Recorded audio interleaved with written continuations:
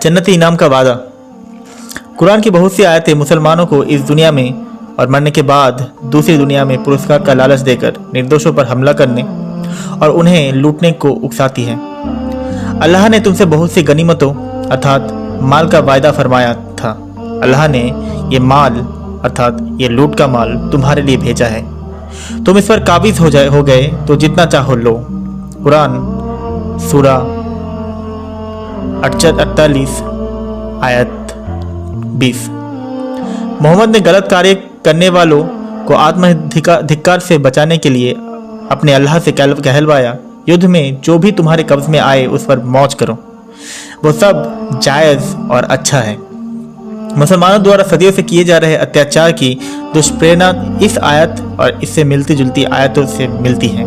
तैमुरलंग 1336 से 1405 ईस्वी, जिसका जीवन काल था, एक क्रूर इंसान था और डकैती व मारकाट की बदौलत सुल्तान बना। तैमूर ने अपने आत्मकथात्मक संस्मरण भारत के खिलाफ कूच का इतिहास में लिखा है, इतनी कड़ी मेहनत और परेशानी से गुजरते हुए हिंदुस्तान आने के मेरे दो प्रमुख उद्देश्य हैं। पहला मकसद इस्लाम के दुश्मन काफिरों से जंग करना है और इस मजहबी लड़ाई के जरिए आगे की ज़िंदगी की अल्लाह से अपने लिए इनाम हासिल करना। मेरा दूसरा मकसद सांसारिक है, वह यह कि इस्लाम की सेना इस जंग में काफिरों के धन दौलत व मूल्यवान चीज़ों को लूट कर मालदार हो सकेगी। जो मुसलमान मजहब के लिए जंग लड़ते हैं उनके लिए जंग में लूटपाट उतना ही पाक है जितना कि माँ का दूध, और इस माल को उपभोग करना पूरी तरह जायज़ है और अल्लाह की इनायत है। अगर एक बार हम यह मान भी लें कि मक्का से मोहम्मद और उसके 70 से 80 अनुयायियों को जबरन भगाया गया था, तो भी इससे मक्का के लोगों के कारवा पर हासिल हमले को उचित कैसे ठहराया जा सकता है। उन कारवा में केवल उन्हीं का माल नहीं होता था जिन्होंने कथित रूप से मोहम्मद व उनके अनुयायियों को देश निकाल दिया था। यदि किसी को लगता भी हो कि किसी शहर में उसके साथ अत्याचार हो रहा है, तो भी क्या सिर्फ इस आधार पर उस शहर के सभी नागरिकों से बदला लेने की कार्रवाई को उचित ठहराया जा सकता है? मुसलमान जब किसी दो निर्दोष की हत्या करते हैं या बम विस्फोट करते हैं तो यही तर्क देते हैं। यदि मुसलमानों को लगता है कि कोई देश उनके साथ मित्रवत नहीं है, तो वे उस देश के निर्दोष नागरिकों की हत्या करना उचित मानते हैं। मुसलमान आज दुनिया को हैरान परेशान करने वाला जो भी काम कर रहे हैं वो उसी का अनुसरण है जो मोहम्मद ने किया था। अध्याय 22 में कुरान की 39वीं आयत में अल्लाह जंग अर्थात जिहाद की इजाज़त देता है। यह वही आयत है जिससे ओसामा बिन लादेन ने अमेरिका को लिखे धमकी भरे खत की शुरुआत की थी। क्या हम वास्तव में यह कह सकते हैं कि इस्लाम का आतंकवाद के साथ कोई लेना देना नहीं है? हिंसा को उकसाना। मदीना में मक्का से आए अप्रवासी मुट्ठी भर थे। हमले को कामयाबी पूर्वक अंजाम देने के लिए मोहम्मद को मदीना के उन स्थानीय लोगों की भी आवश्यकता थी जो हाल ही मुसलमान बने थे। ऐसे नए मुसलमानों को मोहम्मद अंसार अर्थात मददगार कहकर बुलाता था। हालांकि मदीना वालों ने इस्लाम इसलिए नहीं कबूल किया था कि वे मक्का से आने वाले कारवा पर हमला करें या लूटें। अल्लाह में विश्वास करना एक बात है, पर हमला करना, लूटपाट करना और लोगों की हत्या करना अलग बात है। मोहम्मद से पहले अरब के लोग धार्मिक जंग के आदी नहीं थे।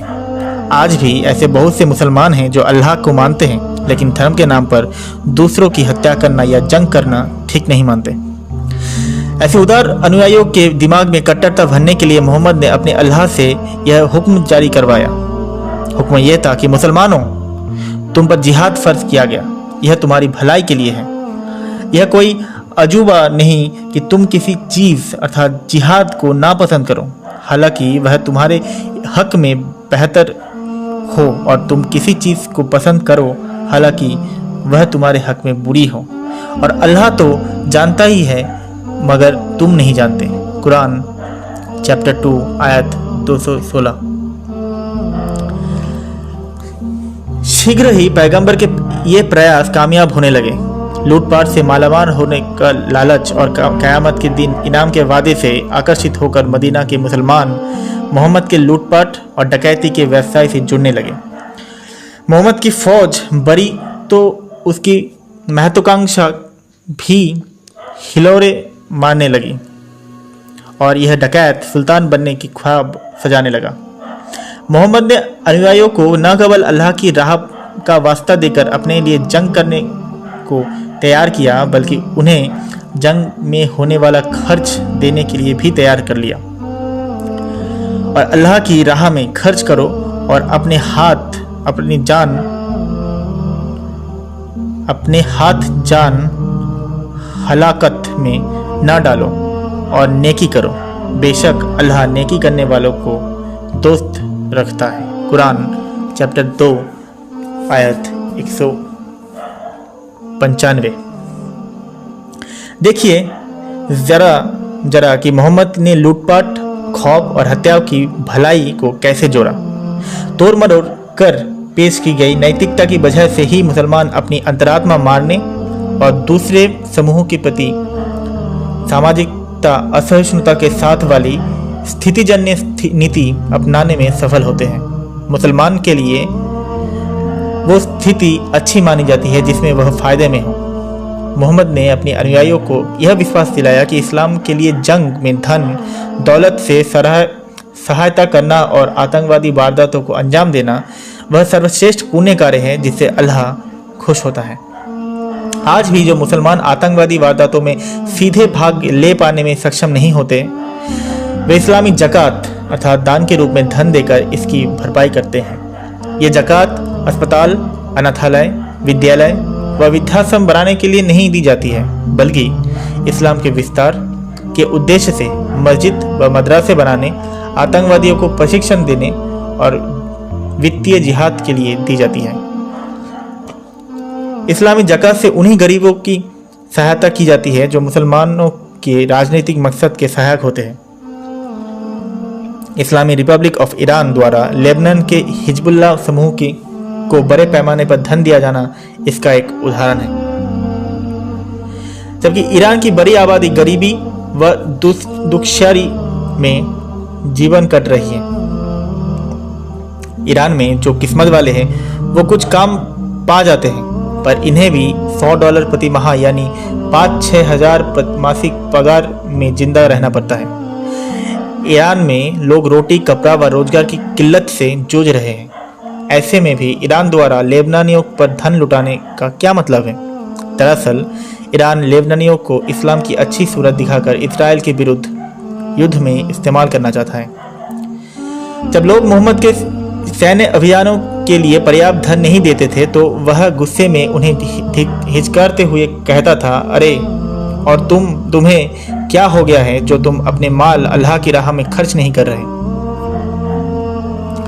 अल्लाह ही दोनों जहान अर्थात जमीन व आसमान का मालिक व वारिस है।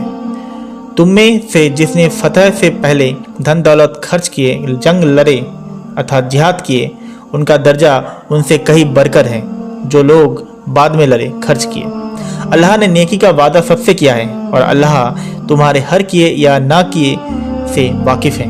कुरान सूरा 57 आयत 10। मोहम्मद ने बहुत चालाकी से अपनी जंग के लिए मुसलमानों द्वारा खर्च किए जा रहे धन को अल्लाह को दिए गए ऋण के रूप में पेश कर दिया और वादा किया कि इसका फल ब्याज सहित मिलेगा। तुम में से कौन कौन ऐसे हैं जो अल्लाह को कर्जा देने की इच्छा रखते हैं? जान लो अल्लाह इस उधार के बदले कई गुना देगा और वह भी जन्नत के लिए के सिला के साथ।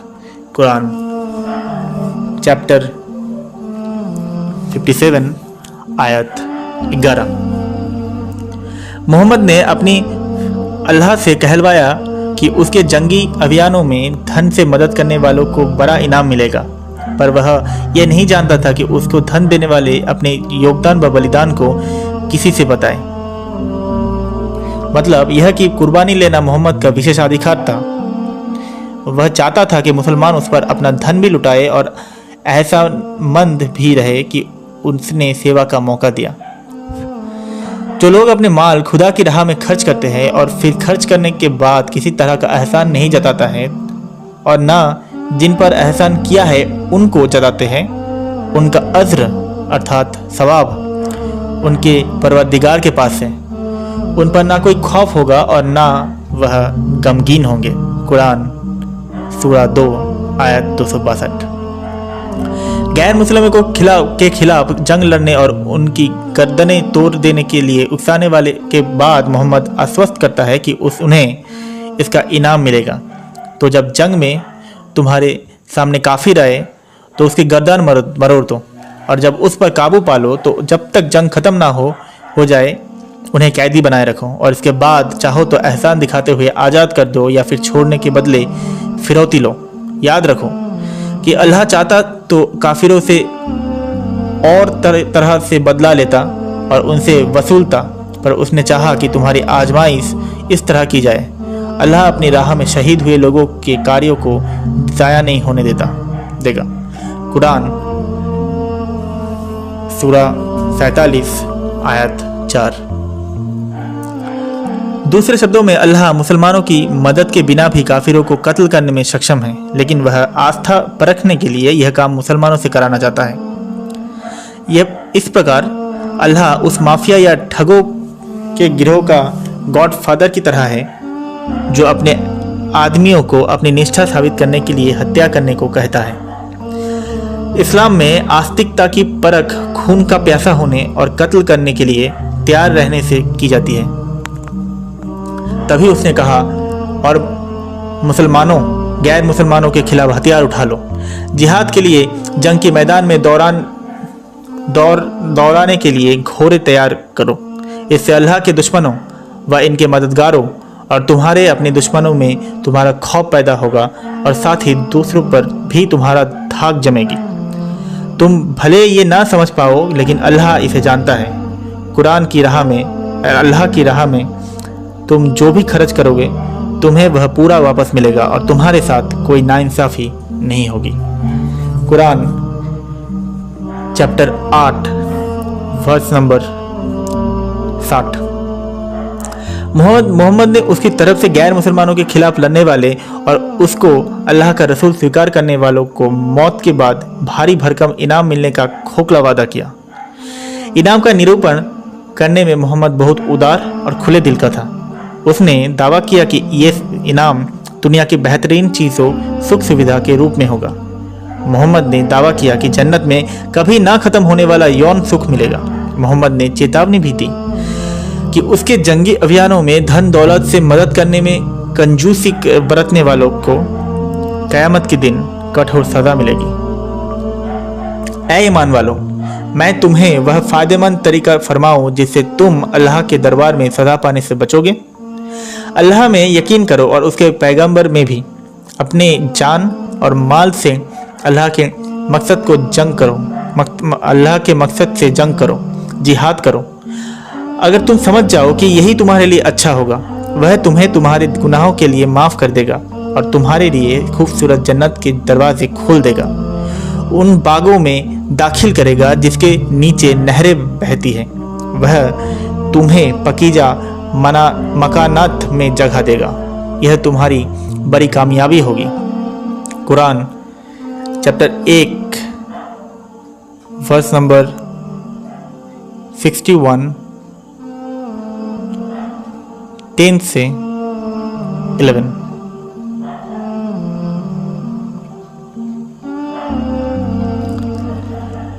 जन्नत में तुम्हें अपने परवरदिगार की किस अपने परवरदिगार की किस नेमत का इनकार करोगे। वह आरामदायक गद्दे पर मसनत लगाकर बैठोगे और दोनों बागों के मेवे इस कदर करीब होंगे कि बैठे बैठे पैरों पर से खा लो। वहाँ तुम्हारे लिए ऐसी अप्सरा सी खूबसूरत कुंवारी औरतें होंगे जिन्हें तुमसे पहले ना तो किसी इंसान ने छुआ होगा और ना नज़र उठाकर देखा होगा और ना ही जिनने। तुम परवरदिगार की किस नेमतों को ठुकराओगे।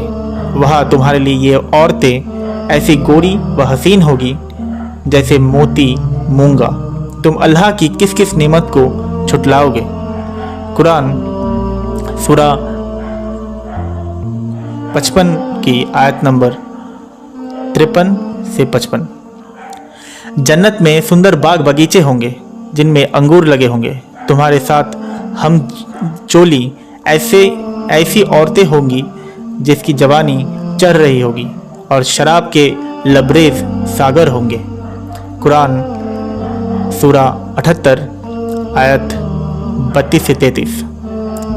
अल्लाह और इसके रसूल में ईमान लाओ और जिस माल का अल्लाह ने तुमको नाइब किया है उसमें से अल्लाह की राह में जिहाद में खर्च करो, क्योंकि तुम में से जो भी अल्लाह व उसके रसूल में विश्वास करेगा और अल्लाह की राह में खर्च करेगा उसे बड़ा अज्र मिलेगा। कुरान सूरा 57 आयत 7। ये और इस तरह की दूसरी आयतें ये समझने के लिए पर्याप्त है कि इतनी सारी इस्लामिक दीनी संस्थाएं आतंकवादी संगठनों का वित्त पोषण करते क्यों पकड़ी गई है, अर्थात उन्हें पैसा देते पकड़ी गई है। सामान्य इंसान सोचता होगा कि दान और आतंकवाद दोनों एक दूसरे की बिल्कुल विरोधी है, लेकिन मुसलमान ऐसा नहीं सोचता। इस्लामी दीनी संस्थाएं इस्लाम के प्रचार और जिहाद के समर्थन के लिए बनाई गई है। हमारे लिए यह आतंकवाद है, जबकि मुसलमानों के लिए यह एक फर्ज है, पवित्र जंग है और अल्लाह की नज़र में सर्वाधिक प्रशंसनीय कार्य है।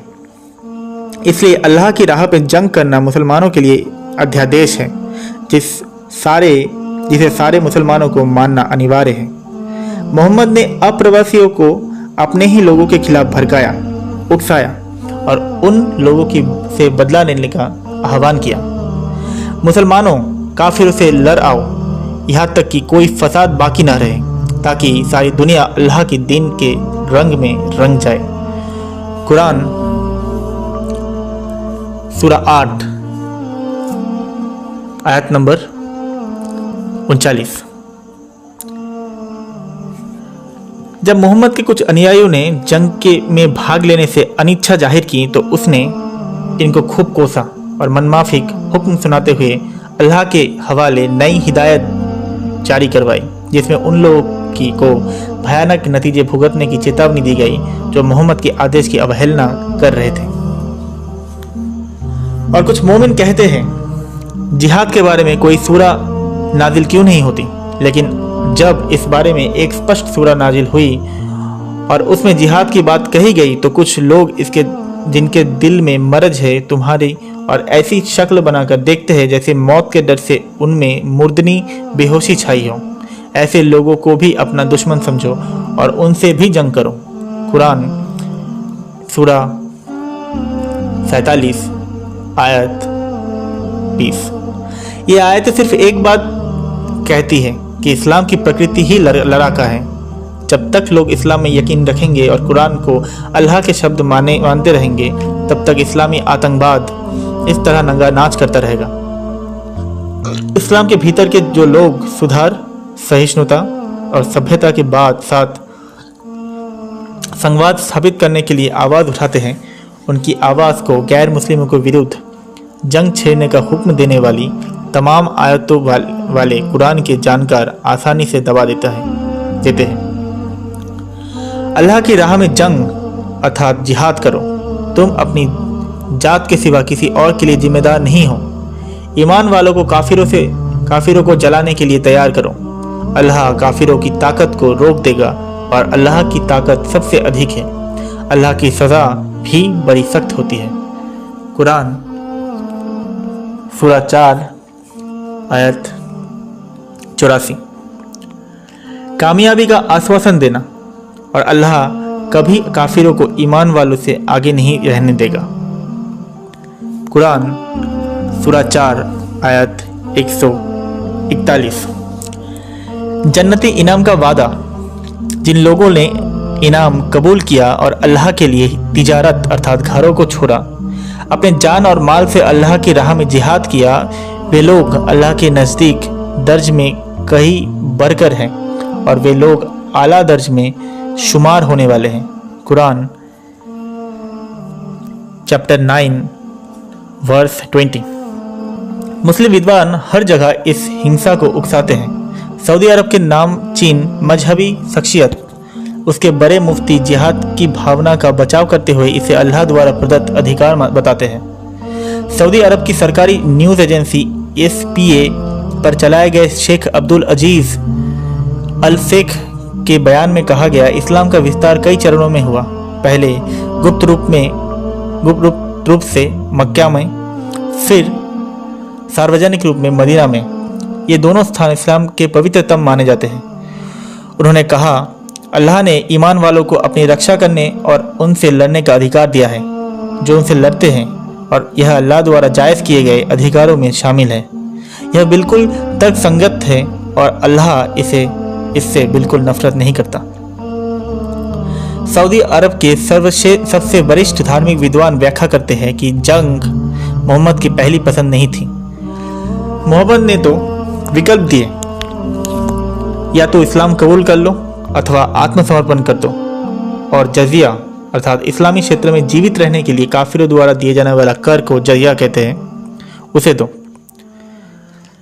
और इसके बदले हमारी ज़मीन पर रहने की इजाज़त लो और मुसलमानों की निगरानी में अपने धर्म को मानो।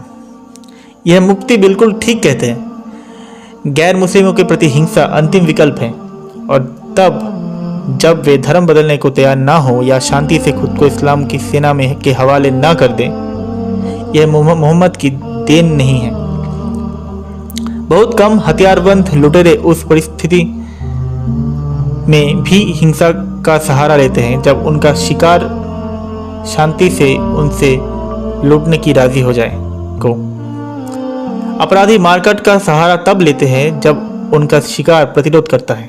मैंने इंटरनेट पर पाकिस्तान के प्रमुख इस्लामी विद्वान जावेद अहमद गामिदी से उनके विद्यार्थी डॉक्टर खालिद जहीर के जरिए डिबेट की थी, जिसमें गामिदी ने कहा, संभवतः कुरान में हत्याओं का जिक्र उन लोगों के लिए किया गया है जो या तो कत्ल के दोषी थे अथवा वे उत्पात मचा रहे थे, या फिर उनके लिए जिन्हें दुनिया में जिंदा नहीं रहने लायक घोषित किया गया होगा, क्योंकि उन्होंने अल्लाह के स्पष्ट और ग्राह्य संदेश को मानने से इनकार किया था।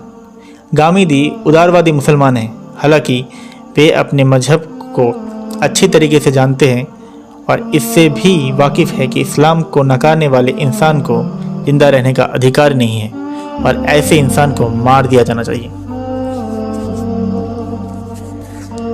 हमले। मुसलमान अक्सर बड़े गर्व से मोहम्मद के जिहाद का जिक्र करते हैं। यह गर्व भ्रांतियों पर आधारित है। मोहम्मद आमने सामने की जंग लड़ने से बचता था।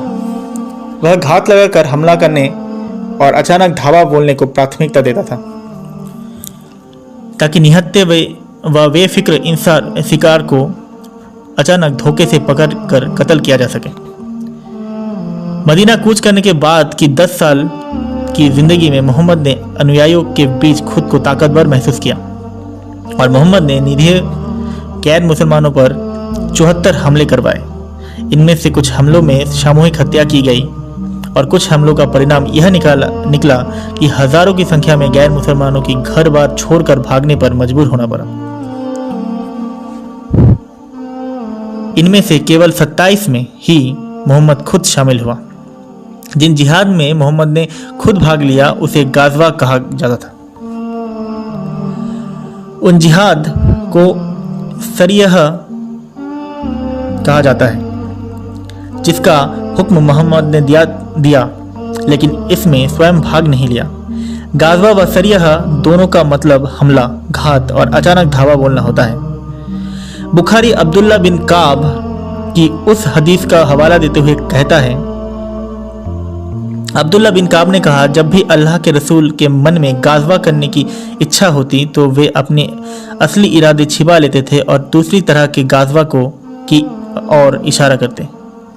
जब मोहम्मद ने जंग में भाग लिया, वह हमेशा अपनी फौज के साथ विशेष सुरक्षित घेरे में पीछे ही खड़ा रहा। मोहम्मद के किसी भी प्रामाणिक जीवन वृत्त में यह पढ़ने को नहीं मिलता है कि वह कभी खुद लड़ा हो। मक्का में लड़ी गई एक जंग जिसे सैक्रिलीजियस वार यानी धर्म द्रोह युद्ध कहा जाता है।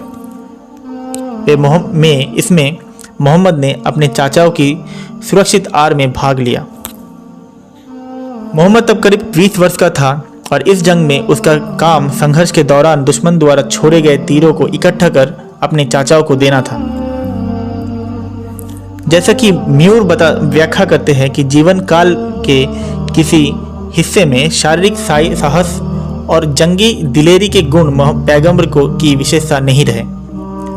मोहम्मद और उसके आदमियों ने नगरों में निवासियों को चेतावनी दिए बिना घात लगाकर हमला किए, निहत्थे नागरिकों पर चढ़ाई की और जितनों को मार सकते हैं मार डाला। इन समुदायों के घर, दौलत, पशुधन, हथियार व अन्य सामानों को लेकर चले गए। साथ में उनके बीवी बच्चों को भी उठा ले गए। ये हमलावर कभी कभी महिलाओं व बच्चों को फिरौती लेकर छोड़ते थे या फिर महिलाओं व बच्चों को गुलाम बनाकर रखते थे अथवा बेच देते थे। आगे इन हमलों का विवरण दिया गया है। रसूल ने अचानक बनु मुस्तलिक पर बिना चेतावनी दिए हमला कर दिया। हमले के वक्त बनु मुस्तलिक के लोग बेपरवाह थे और उनके पशु जल स्रोत पर पानी पी रहे थे। हमले से बचाव करने निकले लोग मार दिए गए और हमलावर उनकी महिलाओं व बच्चों को बंदी बनाकर उठा ले गए। रसूल को उस दिन जुबैरिया मिली। नाफे ने कहा कि इब्न उस उमर ने उन्हें घटना की तफसील ऐसी बताई है और इब्न उमर उन हमलावरों की फौज में शामिल था। मुस्लिम इतिहासकार बताते हैं इस जंग में मुसलमानों ने 600 लोगों को कैदी बनाया। लूट के माल के रूप में 2000 ऊंट और 5000 बकरियां थीं। मुसलमान आतंकवादी जब बच्चों को मार डालते थे तो दुनिया सदमे में आ जाती है। लेकिन जब भी मुसलमानों के हिमायती इस्लाम में बच्चों की हत्या हराम जैसे जुमले सुनाकर इस्लाम के नाम पर हो रहे अपराधों पर पर्दा डालने लगते हैं, जबकि हकीकत यह है कि मोहम्मद खुद रात के हमलों में बच्चों को मारने का आदेश देता था। साब बिन जस्समा के हवाले से यह बताया जाता है कि अल्लाह के रसूल उन्हें जन्नत में शांति मिले से जब रात के हमलों में बहुदेववादी यानी गैर मुसलमानों की औरतें और बच्चों के कत्ल के बारे में पूछा गया तो मोहम्मद ने कहा वे काफिरों की महिलाएं और बच्चे हैं। मोहम्मद के हमलों का असली मकसद लूटना था। मुसलमानों द्वारा प्रामाणिक माने जाने वाले कई स्रोत इसकी पुष्टि करते हैं कि रसूल ने जीतने के लिए अचानक हमला करने को फायदेमंद कहा। इब्ने ओन ने बताया, मैंने नाफे को लिखकर यह पूछा कि क्या गैर मुसलमानों के खिलाफ जिहाद छेड़ने से पहले उनको इस्लाम कबूल करने के लिए दावत देना मुनासिब है। उन्होंने जवाब में मुझे लिखा कि ऐसा इस्लाम के शुरुआती दिनों में आवश्यक था। अल्लाह के रसूल ने बनु मुस्तलिक पर उस वक्त हमले किए थे जबकि वह सब बेपरवाह थे और अपने पशुओं को पानी पिला रहे थे। रसूल ने उन लोगों को मार डाला और जो बच गए उन्हें कैदी बना लिया। उसी दिन रसूल ने जुबैरिया बिन अल हरीस को बंदी बना लिया। नाफे ने कहा कि यह रिवायत उनको अब्दुल्ला बिन उमर ने बताई जो खुद हमलावर दल में शामिल था।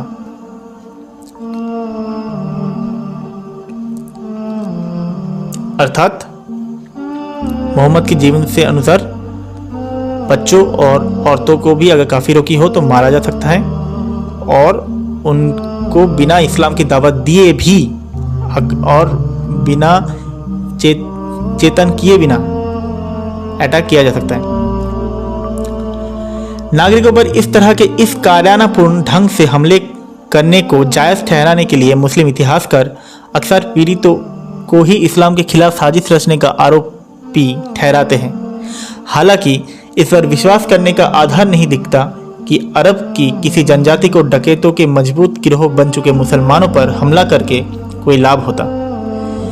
इस दावे के विपरीत बहुत सी जनजातियों ने अपने को सुरक्षित रखने के लिए तुष्टीकरण की नीति अपनाते हुए मोहम्मद से संधि कर ली थी। जब मोहम्मद ताकतवर हो गया तो उसने इन संधियों को तोड़ दिया। लूटपाट में डकैतों के इस गिरोह को केवल धन दौलत ही नहीं मिलती थी, बल्कि सेक्स गुलाम भी मिलते थे। जुबैरिया एक खूबसूरत युवा महिला थी। मोहम्मद के आदमियों ने उसकी पति की हत्या कर दी। इसके बाद जुबैरिया को सेक्स गुलाम बनाकर ले जाया गया और उसे मुसलमान बनने पर मजबूर किया गया। मोहम्मद की सबसे युवा और चहीते बीवी आयशा इस दरमियान उसके साथ थी और बाद में इस घटना को बताया कि अनेक स्रोतों के अनुसार आयशा की उम्र महज 6 साल थी जब 51 साल के मोहम्मद ने उससे शादी की थी। आयशा केवल 9 साल की थी जब मोहम्मद ने उसके साथ शारीरिक संबंध बनाए। तो आयशा कहा, जब रसूल उन्हें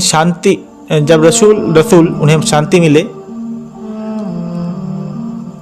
जब रसूल ने बनु अल मुस्तलिक में बंदी बनाए गए लोगों का बंटवारा किया तो वह जुबैरिया साबित बिन कैस के हिस्से में आई थी।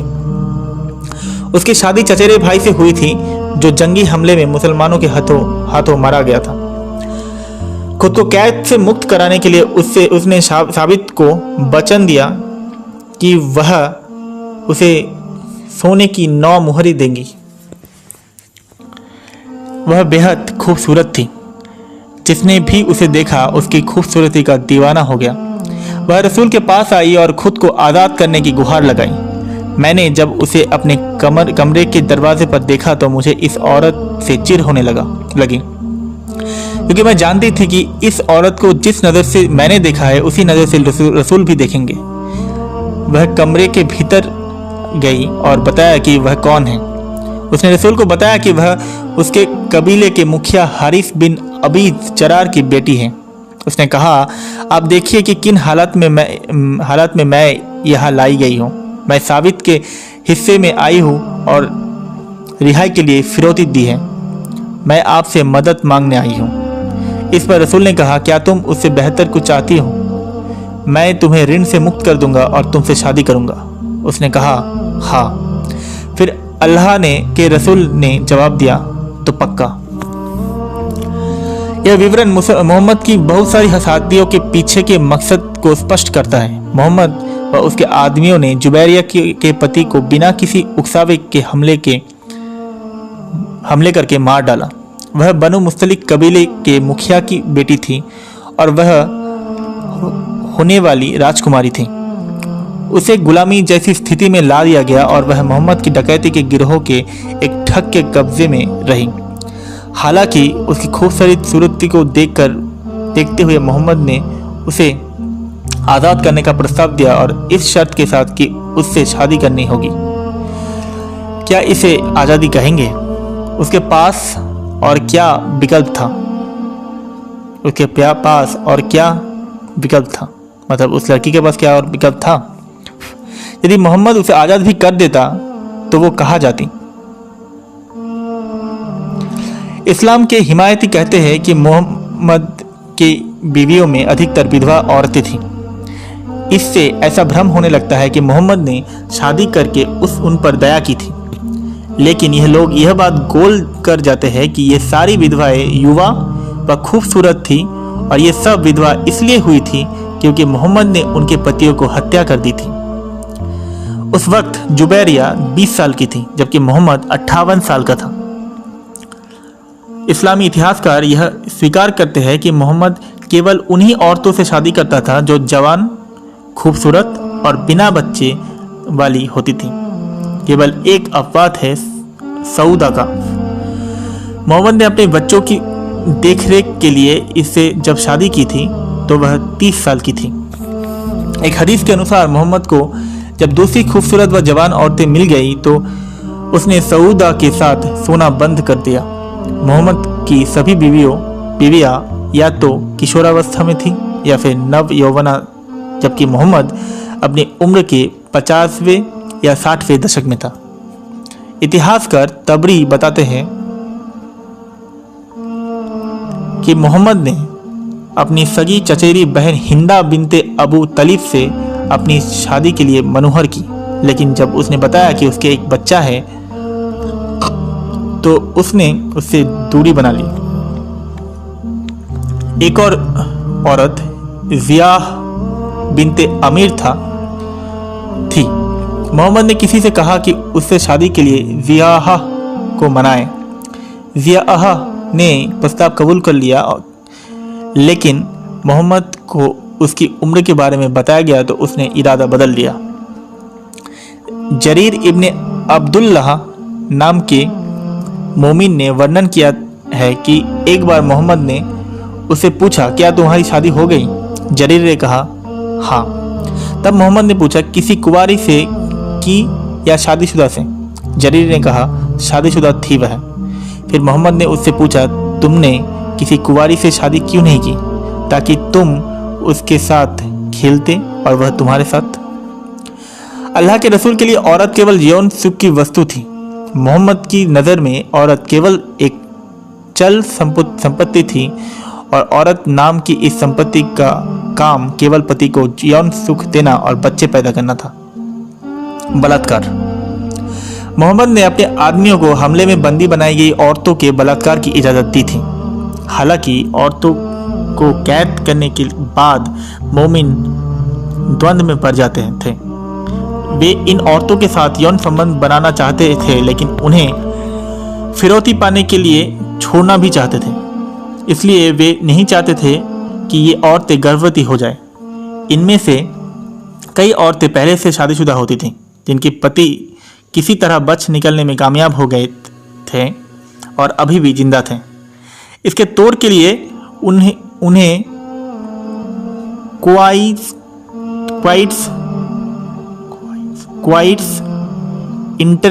इंटरप्ट्स अर्थात बीरेबात होने से पहले ही लिंग निकल लिया जाए का रास्ता सूझा, पर वे इस बात को लेकर निश्चित नहीं हो पा रहे थे कि इस तरीके से बलात्कार करने में औरतें गर्भवती होंगी या नहीं। वे मोहम्मद के पास इस बारे में सलाह लेने गए। बुखारी में बताया गया, अबू सईद ने कहा, हम अल्लाह के रसूल के साथ बनु अल मुस्तलिक के जवा पर गए थे और हमें वहाँ पकड़ी गई अरबी औरतों में अपने हिस्से की औरतें मिली। औरतों को पाने की हमारी इच्छा भी खूब थी। ऐसे में ब्रह्मचर्य का पालन करना हमें मुश्किल लगने लगा। तब हमें योनि के बाहर वीर्यपात का तरीका ठीक लगा। तब हमने इस तरीके से संभोग करने का इरादा किया तो हमने कहा, अल्लाह का रसूल हमारे बीच है तो हम उससे पूछे बिना इन औरतों से इस तरह का सहवास अर्थात योनि से बाहर वीर्यपात कर सहवास कैसे करें। हमने रसूल से इस बारे में पूछा तो उन्होंने कहा, बेहतर होगा कि तुम वो ना करो बल्कि खुलकर सहवास करो, क्योंकि क़यामत के दिन तक जिसको आना है वह तो आएगा। मतलब जो भी बच्चा होगा वो तो बच्चा वैसे भी होगा, तो तुम खुलकर कर सकते हो। ध्यान दीजिए कि मोहम्मद ने जिहाद में पकड़ी गई औरतों का बलात्कार करने से मना नहीं किया, बल्कि इससे उलट वह कह रहा है कि अल्लाह कुछ सृजन चाहता है तो उसे कोई रोक नहीं सकता। दूसरे शब्दों में, शुक्राणुओं के न होने पर भी गर्भ होने से कोई नहीं रोक सकता। इसलिए मोहम्मद कहता है कि वीर्यपात रोग का सहवास बेकार है और यह गलत सलाह भी है, क्योंकि ऐसा करना अल्लाह की अपरिहार्य इच्छा को चुनौती देने जैसा है। मोहम्मद ने इन कैदी औरतों में जबरन वीर्यरोपण के खिलाफ एक लफ्ज़ भी नहीं कहा। दरअसल योनि में वीर्यपातहीन सहवास की निंदा कर मोहम्मद ने बंदी औरतों में जबरन वीर्यरोपण का समर्थन किया। कुरान में मोहम्मद के अल्लाह ने गुलाम औरतों और लूट के माल के बंटवारे में अपने हिस्से की बंदी औरतों के साथ यौनाचार को जायज़ ठहरा बताया, भले ही बंदी बनाई गई औरतें शादीशुदा ही क्यों ना हो। आज के लिए इतना ही। मिलते हैं अगली एपिसोड में। धन्यवाद।